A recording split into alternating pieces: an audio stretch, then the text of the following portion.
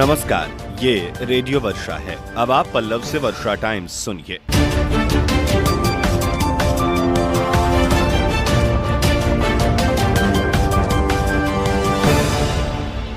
पहले सुर्खियां। अल्पसंख्यक विद्यार्थी प्रोत्साहन योजना के तहत होगा राशि का वितरण। हमारा इंडिया पर 2.5 लाख रुपए का जुर्माना। जिले के विभिन्न शिक्षण संस्थानों पर मना हिंदी दिवस। और नगर थाने के वार्ड 22 में हथियार के दम पर लाखों की लूट। अब वर्षा टाइम्स विस्तार से।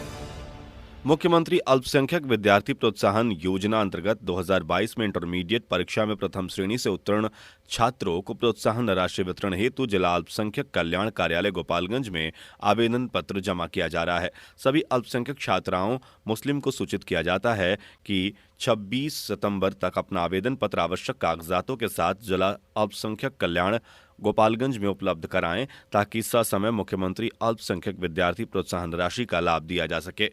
इसमें स्वहस्तलिखित आवेदन पत्र, आधार कार्ड की छाया प्रति, स्थायी निवास का प्रमाण पत्र, इंटरमीडिएट का प्रवेश पत्र, इंटरमीडिएट का अंक पत्र, इंटरमीडिएट का पंजीयन, आधार सीडेड बैंक पासबुक की छाया प्रति लगाना होगा। छात्राओं द्वारा आवेदन पत्र पर मोबाइल संख्या अंकित करना अनिवार्य है। जिला उपभोक्ता प्रतितोष आयोग ने सेवा में त्रुटि पाते हुए हमारा India credit cooperative society limited की सासामुसा शाखा के प्रबंधक और सोसाइटी के निदेशक पर 2,50,750 रुपए का जुर्माना किया है। जुर्माना नहीं देने पर 9% की दर से ब्याज का भुगतान भी करना पड़ेगा। बताया जाता है कि कुचायकोट थाने के सुरिसिया गांव के अरविंद शाह ने हमारा इंडिया की सासामुसा शाखा में वर्ष 2018 में 1,33,950 रुपए फिक्स किया था। परिपक्वता वर्ष 2020 में 2,30,000 रुपए मिलना था, लेकिन उक्त राशि का भुगतान नहीं किया जा रहा था। तब उन्होंने उपभोक्ता आयोग में वाद दायर किया। मामले की सुनवाई के बाद आयोग के चेयरमैन जनार्दन त्रिपाठी तथा सदस्य मदन मोहन कुमार ने दोनों अधिकारियों को एकल या संयुक्त रूप से परिपक्व राशि के भुगतान का आदेश दिया। इसके साथ ही वादी को हुई शारीरिक और मानसिक क्षतिपूर्ति के लिए 15,000 तथा मुकदमा खर्च के लिए 5,000 रुपए भुगतान का भी आदेश दिया है।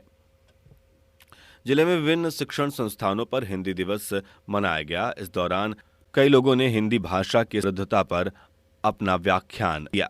हमारे संवाददाता ने जानकारी दी कि भोरे बीएस कॉलेज में एनएसएस के तत्वाधान में कार्यक्रम आयोजित कर हिंदी दिवस का आयोजन किया गया। कार्यक्रम की शुरुआत हिंदी विभाग की सहायक प्राध्यापिका डॉक्टर ममता कुमारी के उद्बोधन से हुआ। उन्होंने अपने संबोधन में हिंदी की प्रासंगिकता पर विशेष चर्चा की। कार्यक्रम की अध्यक्षता अंग्रेजी विभाग के प्रोफेसर डॉक्टर शंकर दयाल सिंह ने की। उन्होंने कहा कि ब्रिटेन में जिस तरह से अंग्रेजी को स्थापित किया गया, उसी तर्ज पर हिंदी को अपने देश और दुनिया में फैलाने का प्रयास करने की जरूरत है। थावे प्रखंड के जिला शिक्षा व प्रशिक्षण संस्थान डायट थावे में बुधवार को धूमधाम से हिंदी दिवस मनाया गया। कार्यक्रम का उद्घाटन डायट प्राचार्य डॉक्टर अनुराग मिश्रा ने दीप प्रज्वलित कर किया। इस अवसर पर संस्थान के प्रशिक्षुओं को संबोधित करते हुए डॉक्टर मिश्रा ने कहा कि हम आज हिंदी दिवस के अवसर पर हिंदी भाषा के सम्मान को बढ़ाने के लिए एकत्रित हुए हैं। हिंदी दिवस पिछले 73 वर्षों से 14 सितंबर को मनाया जाता है। इस दिन हिंदी भाषा को संवैधानिक रूप से भारत की आधिकारिक राजभाषा का दर्जा मिला था। 200 साल की ब्रिटिश राज की गुलामी से आजाद होने के बाद भारतीयों ने सपना देखा था कि पूरे देश में एक ही भाषा होगी, जिसके जरिए देश के कोने कोने में वाद संवाद होगा। भोरे प्रखंड की सभी 17 पंचायतों की जांच एक साथ बुधवार को की गई। इसके लिए जिला प्रशासन द्वारा सभी पंचायतों के लिए 2-2 सदस्यीय टीम का गठन किया गया था। टीम द्वारा पंचायत में चल रही विभिन्न सरकारी योजनाओं के अलावा विद्यालय, आंगनबाड़ी केंद्र, स्वास्थ्य केंद्र, जन वितरण प्रणाली की दुकान, सड़कों की स्थिति, मनरेगा आवास योजना, सरकार भवन आदि की जांच की गई। बताया जाता है कि भोरे में डीडीसी और आरईओ के सहायक अभियंता चंद्रेश्वर सिंह को लगाया गया था। इनके द्वारा स्कूलों, जन वितरण प्रणाली की दुकानों के साथ साथ भोरे रेफरल अस्पताल की जांच भी की गई। इसके तहत अस्पताल के दवा वितरण केंद्र, स्टॉक पंजी की जांच की गई। अस्पताल के मुख्य द्वार पर मरीजों द्वारा जलजमाव होने की बात कही गई। जलजमाव की समस्या सामने आने के बाद डीडीसी ने बीडीओ डॉक्टर संजय कुमार राय और सीओ चंद्रभानु कुमार को बुलाकर पंचायत में जिन जगहों पर जलजमाव की समस्या बनी है, उनकी विस्तृत रिपोर्ट तैयार करने को कहा। माझा संवाददाता ने जानकारी दी है, प्रखंड के उत्क्रमित मध्य विद्यालय माझा में मध्याह्न भोजन योजना अंतर्गत पोषण मेले का आयोजन किया गया। इस मेले में बच्चों द्वारा पोषण युक्त सब्जियों का स्टॉल लगाया गया था। बताया जाता है कि बुधवार को पोषण पखवाड़े के तहत मध्याह्न भोजन योजना के अंतर्गत उक्त विद्यालय में पोषण मेला लगाया गया था, जिसमें बच्चों को स्वस्थ एवं कुपोषण से लड़ने के लिए हमेशा पोषण युक्त आहार लेने की जानकारी दी गई। वहीं बच्चों को हमेशा अपने नाखून, बाल व सर की सफाई पर ध्यान देने के बारे में जानकारी दी गई। पोषण मेला में कस्तूरबा गांधी आवासीय बालिका विद्यालय और मिडिल स्कूल माझा के बच्चों ने विभिन्न प्रकार के पोषण युक्त सब्जी, फल आदि का स्टॉल लगाया था। उचकागांव थाना क्षेत्र के असंद टोला गांव में एक किशोरी से छेड़खानी करने का विरोध करने पर चाकू से हमला कर एक ही परिवार के 4 लोगों को घायल कर दिया गया। मामले में घायल का इलाज उचकागांव सामुदायिक स्वास्थ्य केंद्र पर चलाया जा रहा है। वहीं पुलिस मामले की जांच पड़ताल में लगी हुई है। मामले को लेकर असंद टोला गांव के वीरेश कुमार ने पुलिस को दिए अपने आवेदन में बताया है कि मंगलवार की शाम अपने दरवाजे पर लगाए गए चापाकल पर नहा रहे थे। इसी दौरान एक किशोरी के चीखने चिल्लाने की आवाज आई।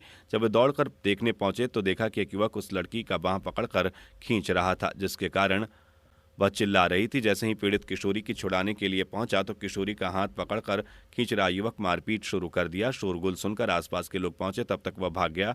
इधर बुधवार की सुबह आरोपित युवक फाइटर उर्फ किशुन देव राम कुछ लोगों के साथ दरवाजे पर पहुंचकर गाली गलौज करने लगे। जब गाली गलौज से मना किया गया तो मौजूद लोगों ने आग बबूला होकर मारपीट शुरू कर दी। इस दौरान चाकू से जानलेवा हमला कर दिया। घटना में घायल वीरेश कुमार, अजय कुमार तथा विकास कुमार का इलाज उचकागांव सामुदायिक स्वास्थ्य केंद्र में कराया गया है।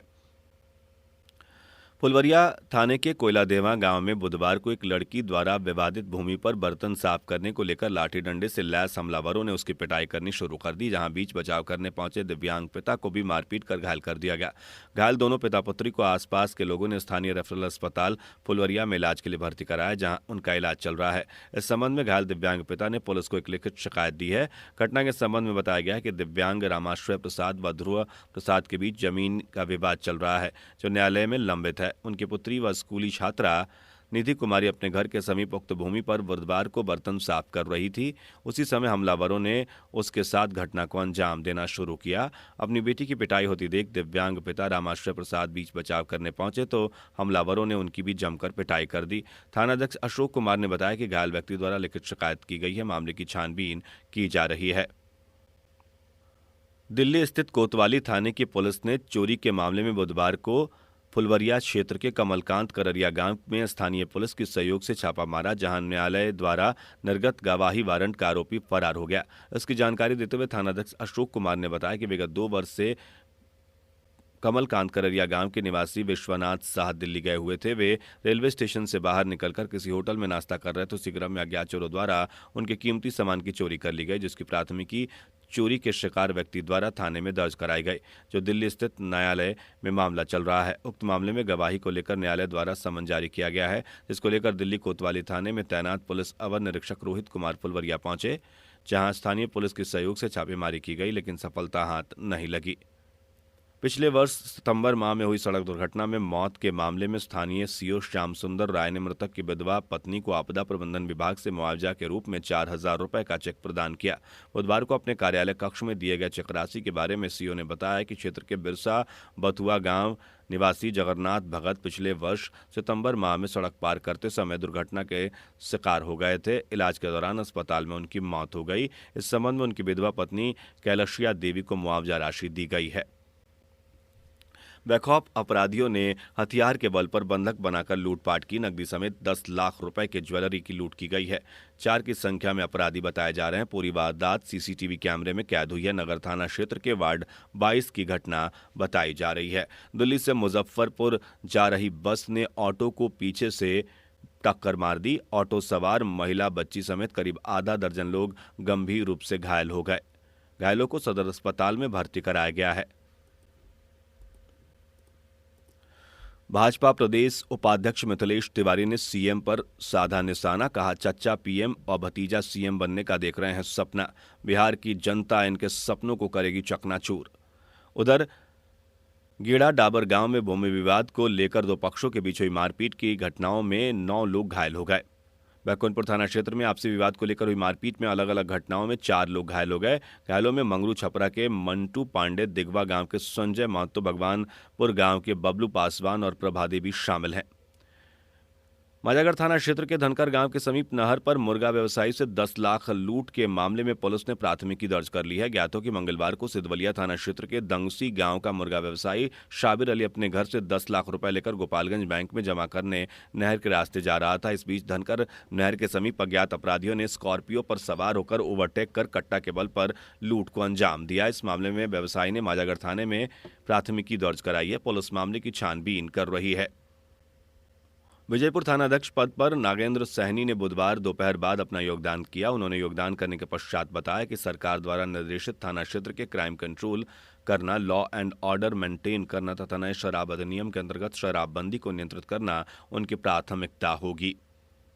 थावे थाने के लचवार गांव में बिजली विभाग के छापेमारी दल द्वारा नगर थाने में 2 लोगों के विरुद्ध बिजली चोरी के मामले में नामजद प्राथमिकी दर्ज कराई गई है। उधर इसी थाने के बेदूटोला गांव में मंगलवार के शाम अज्ञात चोरों द्वारा बाइक की चोरी कर ली गई, जिसको लेकर बाइक चालक ने थाने में अज्ञात लोगों के विरुद्ध प्राथमिकी दर्ज कराई है। अब अंत में सुर्खियां एक बार फिर। अल्पसंख्यक विद्यार्थी प्रोत्साहन योजना के तहत होगा राशि वितरण। हमारा इंडिया पर 2.5 लाख का जुर्माना। जिले के विभिन्न शिक्षण संस्थानों पर मना हिंदी दिवस। नगर थाने के वार्ड संख्या 22 में हथियार के बल पर लाखों की लूट। इसके साथ ही वर्षा टाइम्स का ये अंक समाप्त हुआ। नमस्कार।